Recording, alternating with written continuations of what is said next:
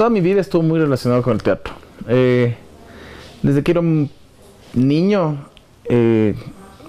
mi papá me metía a todo taller que podía, de música, literario, de artes plásticas, pero los que a mí siempre me gustaron eran los de teatro y sobre todo enfocado mucho en títeres. Y yo recuerdo en la niñez referentes que para mí siguen siendo referentes del teatro ecuatoriano, como La Rana Sabia, por ejemplo. Me acuerdo de haber ido a funciones de ellos desde que era niño. Yo nací en Quito, pero como todo quiteño soy hijo de chagras imbabureños. Yo nací acá, toda mi vida, toda mi infancia fue en el barrio, en La Ofelia.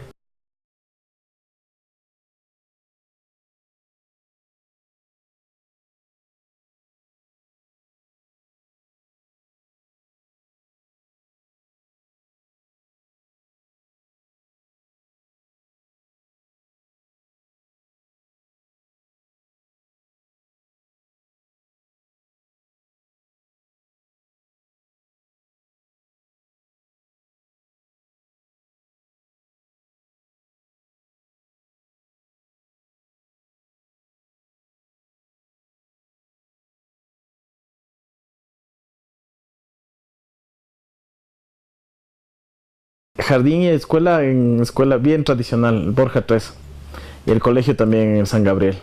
Entonces, digamos, fui el quiteño casi promedio, digamos. La presión de la familia, de la sociedad, de la historia te hace buscar cosas más tradicionales. Intenté con el derecho, como todo estudiante de sociales. Pero duré 6 meses, me di cuenta que no era lo mío.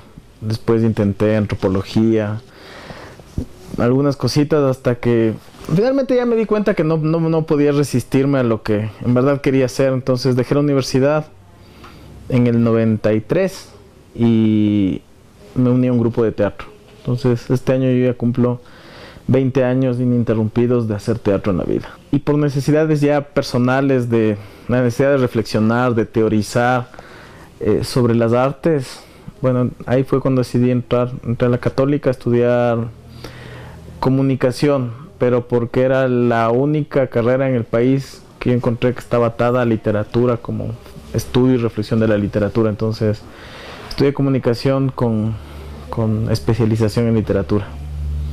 Y luego de eso hice una maestría en Madrid de filología hispánica, sobre todo porque después, eso fue como hace unos 4 años, porque después me empezó a interesar mucho por el trabajo que yo hago, la historia, pero la historia unida al teatro. Entonces, mi maestría me ayudó, por ejemplo, para comenzar a investigar, reflexionar y trabajar sobre obras antiguas de teatro escritas en este territorio, sobre todo en la época colonial, siglo XVII, XVIII. La universidad no fue conflicto para mí, mis estudios, porque para mí estaba claro que todo lo que yo estudiaba y lo que sigo estudiando ahora es para seguirlo articulando, digamos, a lo que para mí es claro que yo soy y que hago en la vida, que es teatro. Y yo recuerdo muy claramente el momento en que entré al teatro del colegio, un teatro de los años 50, me subí a un escenario, fue la primera vez que estaba en un escenario, vi la parrilla de luces y hasta ahora tengo muy claro el olor de ese teatro. Para mí eso fue el primer acercamiento real con esta profesión.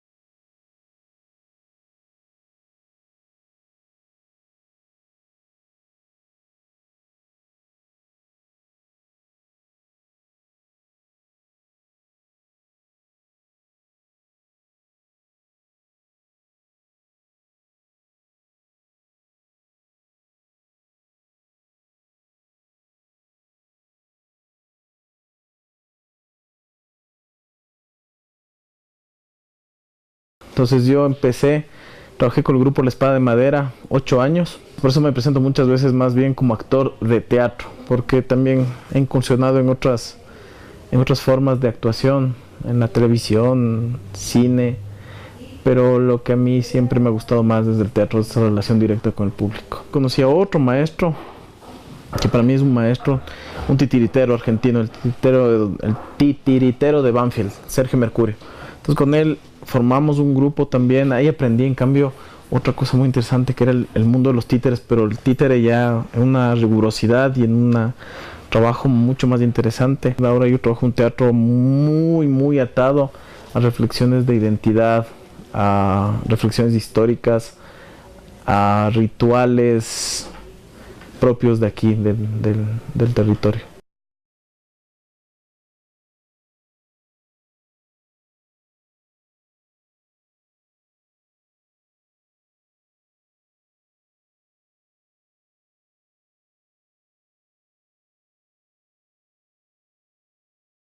Tienes que romper, más que nosotros, en ti mismo, uno de los mitos más fuertes y recurrentes que hay, de que no se puede vivir del arte. Claro, mis primeros años, porque me estaba aprendiendo a hacer teatro, entonces no, mi trabajo teatral no era remunerado, digamos. Claro, llevó bastantes conflictos con mi familia. No sé, además siempre hay ese mito alrededor del artista de que vas a ser borracho, irresponsable, pero más bien el teatro a mí me volvió mucho más responsable. Entonces cuando mi familia comenzó a ver que lo tomaba muy en serio, después salí a vivir solo porque necesitaba demostrarle además a mi familia que podía vivir de lo que hacía, hizo que ellos poco a poco fueran entendiéndolo y claro, a estas alturas ya más bien son gente que está muy orgullosa de lo que yo hago.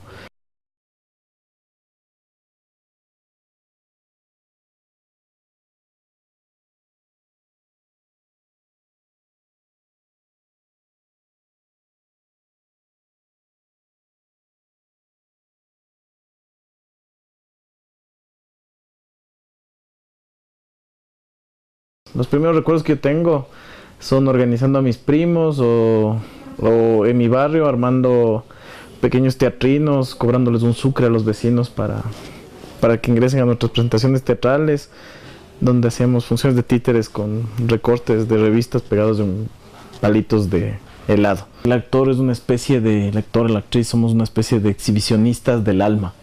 Nos paramos y contamos a la gente nuestras tragedias, nuestros temores más profundos, nuestras vergüenzas, disfrazadas en un personaje, pero básicamente lo que haces es un striptease del alma. El artista es un profesional como cualquiera, y como es un profesional como cualquiera, el ejercicio artístico exige rigor, tiempo, trabajo. El ejercicio profesional del arte, el ejercicio creativo implica reflexión constante, experimentación, y eso te exige tiempo. Obviamente si vas a seguir algo, o sea, hay que entender que las artes también implican ciertas decisiones de vida.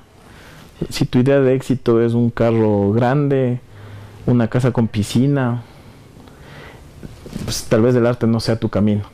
Pero si quieres vivir dignamente, sin sustos, pero también sin mayores lujos, y buscas tus satisfacciones en otros lados, pues este es un camino a seguir.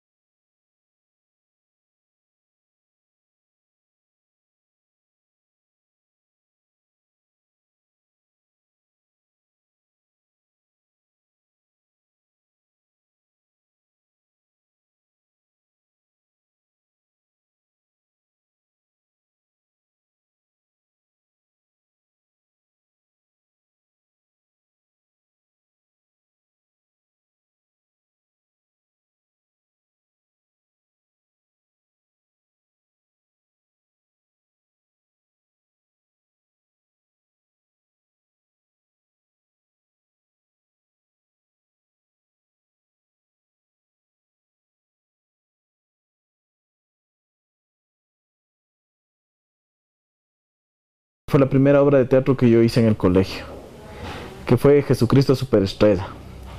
Y yo, como era niño de primer curso y era nuevito en el grupo, obviamente tuve papeles de Leproso 2, Pueblo 5, que se estrenó en 1994 y que se llama se llamaba Solo cenizas hallarás.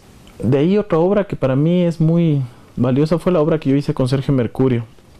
Era una obra de títeres para adultos que se llamaba ¿Y dónde dejo esto? La siguiente obra que yo rescato mucho es mi primera obra solo, que la estrenamos hace 5 años. Es un monólogo con títeres y la dirigió el que fue mi director en La Espada de Madera, Patricio Estrella.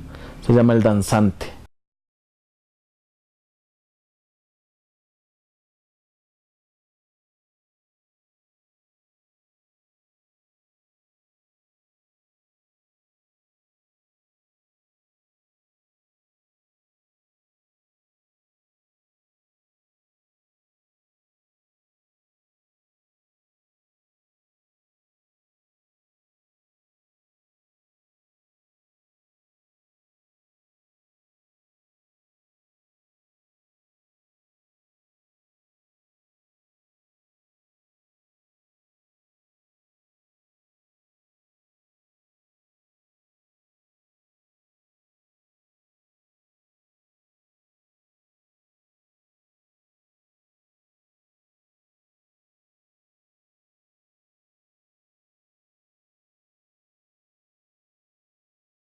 Quito Eterno es una organización completamente independiente, autogestionada. Nosotros, lo chévere es que nacimos como una organización ciudadana y lo seguimos manteniendo. Y ahora somos una fundación bastante grande y a partir de eso comenzó nuestra relación, por ejemplo, con instituciones estatales. Una parte de nuestro trabajo se hace en barrios, por ejemplo. Nos unimos a los conceptos de CDCs. Hacemos talleres de gastronomía patrimonial, de narración oral, es decir, esta idea de simplemente contar las historias, contar sobre los antiguos, contar sobre los abuelos, como una forma de volver a recircular memoria y sabiduría. O sea, nosotros no respondemos a nadie excepto a nosotros mismos, a nuestro colectivo. En cambio, nosotros propusimos vivir de esto, levantar nuestros propios fondos, trabajar fuerte en esa sostenibilidad y así mantener una independencia.